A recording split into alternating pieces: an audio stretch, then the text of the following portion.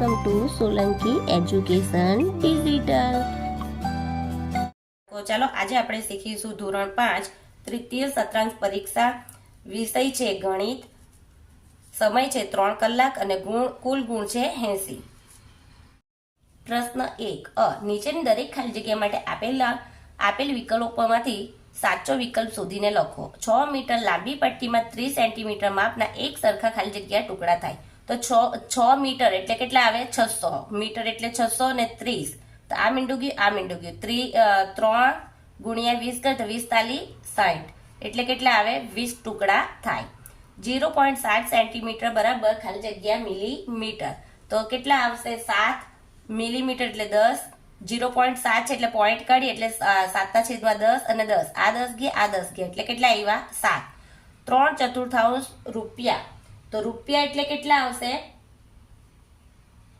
100 પૈસા એટલે 3/4 ગુણ્યા 100 તો 25 ચોક 100 એટલે 25 ગુણ્યા 3 કરીએ તો કેટલા આવે 75 પૈસા।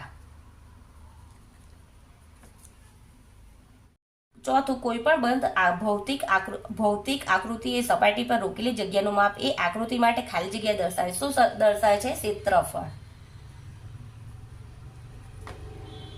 805 ગુણ્યા 25 ગુણાકાર કરીએ 805 ગુણ્યા 25 0 5 દુ 10 અહીંયા મૂકીશું એક તો અહીંયા નીચે આવશે 8 દુ 16 પાછું 2505 વધી 2 અહીંયા શૂન્ય ને અહીંયા નીચે આવશે 2 5 પંચા 40 એટલે 5 2 1 6 ને 4 10 શૂન્ય વધી 1 2 એટલે કેટલા આવશે 2125।